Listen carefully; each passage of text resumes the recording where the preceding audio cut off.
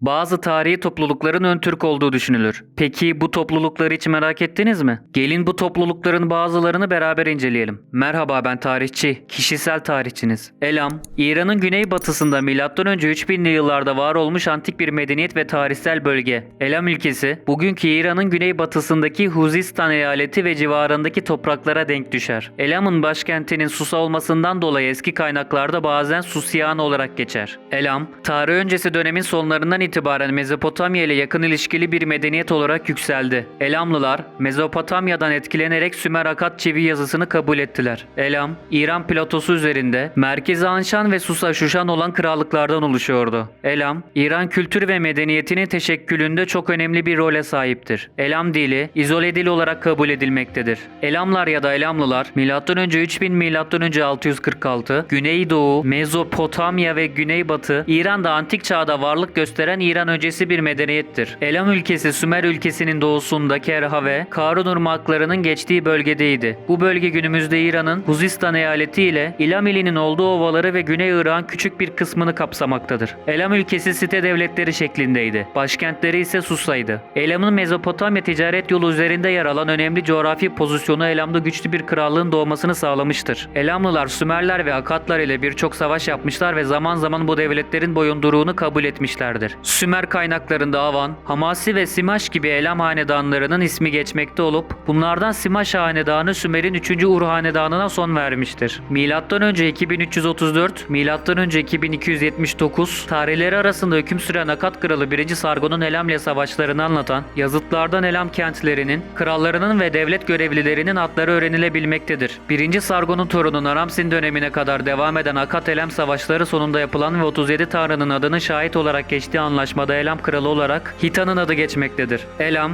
M.Ö. 1792, M.Ö. 1750 tarihleri arasında hüküm süren Babil kralı Hammurabi'ye karşı düzenlenen ittifaka katıldı ancak Hammurabi bu ittifakı bertaraf etmeyi başardı. Ebarti ve daha sonra gelen iki Halki hanedanlarının ardından Elam en güçlü devrini Şuturki hanedanı zamanında yaşadı. M.Ö. 12. yüzyılda Şuturki hanedanı kralı Şuturki, Nahhunte, Babil'e karşı bir sefer düzenledi ve büyük bir zafer elde etti. Zaferden sonra Naram-Sin siteli ve Hammurabi kanunlarının yazılı olduğu yazıt ve Akkad kralı Maniş Tuşu'nun iki heykeli Elam'a getirildi. M.Ö. 1150 M.Ö. 1250 yıllarında hüküm süren Şuturki hanedanından Şilhak İnşuşinak döneminde yaşanan refah ve siyasi istikrardan dolayı Elam tarihinin en büyük kralı kabul edilir. Kudur Nahunte zamanında başkent önce Madaktu'ya, sonra Hidallu'ya taşınmıştır. Elam'ın son kralı Babil kaynaklarına göre Urtaki, Asur kaynaklarına göre ise Teumman'dır. Elam krallığı, Asur kralı Assurbanipal'ın M.Ö. 646'daki seferiyle yıkıldı ve tarihe karıştı. Elam, Susa'nın yer aldığı Mezopotamya kültür etkisindeki ovalık kesim yanında dağlık kesimden de beslenerek farklı bir karakter almıştır. Elamlar, bilim ve teknikte ileri olmamalarına rağmen güzel sanatlar, süsleme ve madencilik alanında büyük gelişme göstermişlerdir. Çömlek ve seramik sanatında ileriydiler. Kendilerine özgü bir dil, yazı ve kültüre sahip bulunan Elamlıların kökeni tam olarak bilinmemekle birlikte, Elamca genellikle bir izole dil olarak sınıflandırılır ve etrafında konuşulan Hint-Avrupa ve Sami dilleri ailesinden hiçbir dil ile akrabalığı yoktur. Uzun süre varlığını sürdüren Elamcanın, Elam krallığı ortadan kalktıktan sonra M.Ö. 460 yılına kadar Ahameniş İmparatorluğu'nun resmi yazışma dili olması, Elam kültürünün önemi ve sonraki halkların üzerindeki etkisi hakkında fikir vermektedir. Elamca'ya ait son yazılı kaynaklar Pers İmparatorluğu'nun Büyük İskender tarafından M.Ö. 330'da fethedilmesinden sonra görülür. Elamlılar öteki dünya inancına sahipti. Susa'da bulunan tabletlerde öteki dünyada insanları yargılayacak olan tanrının adı İnşuşinak olarak geçmektedir ve Elam'ın en büyük tapınağı olan Çoğa Zenbit Zikkuratı Kral Umtaşkul tarafından İnşuşinak için yaptırılmıştır. Gutiler, Güney Mezopotamya'da Zagros dağlarında günümüz İran yaşamış göçebe bir halk. Gutilerin yaşadıkları bölge Gutium olarak adlandırılmıştır. Mezopotamya'daki ilk imparatorluk olan Akkad İmparatorluğu'nun M.Ö. 3.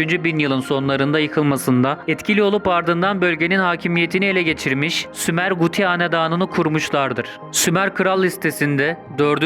Uruk hanedanından sonra Mezopotamya'da Gutilerin hakim oldukları bildirilir ve 21 Guti kralının adını vererek bunların yaklaşık 91 yıl 40 gün iktidarda kaldığını kaydeder. Gutiler yazılı belge bırakmadığı gibi herhangi bir arkeolojik bulgu da bırakmamıştır. Bu nedenle kökenleri ve dilleri hakkındaki teoriler gibi yaşadıkları bölge hakkında da birçok teori bulunmaktadır. bulunmaktadır. Çivi yazılı tabletlerdeki bilgilere göre bugünkü adlarıyla Küçük Zap Suyu ve Diyala Nehri arasındaki bölge Gutilerin ülkesi anlamına gelen Gutium olarak adlandırılmaktaydı. M.Ö. 3. bin yıla tarihlenen tabletlerdeki bilgilere göre uygun dini ayinler yapmayan Gutiler, karısını kocasından ayıran, çocuğunu ailesinden kopararak Babil ülkesinde yaşayan halka zarar veren bir kavim olarak anlatılmaktadır. M.Ö. 2400 yılından önceki bazı tabletlerde ise Gutium'un kuzeyde Subartu, güneyde de Elam ülkesiyle çevrili olduğu söylenmektedir. M.Ö. 2. ve M.Ö. 1. bin yıla tarihlenen tabletlerde de Zagros dağlarının bulunduğu topraklar için Guti ülkesi, bu topraklarda yaşayan savaşçı halklar için ise Gutiler adı kullanılmaya devam etmiştir. Örneğin Asur kraliyet yıllıkları, Medler veya Mannailer oldukları bilinen topluluklar için Gutiler terimini kullanır. Büyük Pers İmparatoru 2. Kiros'un hükümdarlığı döneminde bile General Gobrias, Gutium valisi olarak tanımlanmıştır. Gutilerin dilleri ve kültürleriyle alakalı günümüze çok az belge ulaşabilmiştir. Ulaşılan belgeler düşmanları tarafından yazıldığı için Gutilerden nefret ile bahsedilmiştir. Guti diline ait kelimelere Sümer Kral Listesi ve bazı tabletlerde bulunan birkaç özel isim dışında ulaşılamamıştır. Bu nedenle Sümerce, Akatça, Hurrice, Hititçe ve dönemin diğer dilleriyle olan benzerliği karşılaştırılamamıştır. Bunda Gutilerin göçebe ve savaşçı bir halk olmasının etkisi büyüktür. Buna rağmen Gutilerin kökeni hakkında birçok teori öne sürülmüştür. Balta, Buono, Henning, kral isimlerinin gramer olarak tarım havzasında M.Ö. 6. ve 8. yüzyıllardan kalma metinlerden bilinen bir Hint-Avrupa dil ailesi kolu olan Tuar dilleriyle benzediğini ileri sürdü. Henning, Guti dilini belgelenmiş en eski Hint-Avrupa dili olduğunu söyleyip Gutilerin daha sonra tarım havzasına göç ettiklerini ileri sürmüştür. Bununla birlikte çoğu bilim insanı aralarında 2000 yıldan fazla bir süre olan iki dilin birbirine bağlama girişimini reddetmiştir. İngiliz tarihçi John Morris Roberts ise Gutilerin kökenlerinin Kafkaslara dayandığını, Akatların devrilmesinde rol oynayan Gutyalılar bir Kafkas kavmidir ifadesiyle iddia etmektedir. Ayrıca Benno Landsberger, 2. Türk Tarih Kongresi'nde sunduğu Ön Asya Kadim Tarihinin Esas Meseleleri adlı tebliğinde Henning gibi kral isimlerinin ve Gutium, Kutium kelimesinin kökeni üzerinden yola çıkarak Gutilerin Türklüğü hakkında iddialarda bulunmuştur. Subartu, Tunç Çağı dönemi kaynaklarında geçen Mezopotamya ve Dicle'nin yukarısındaki krallık ve ülkenin adıdır.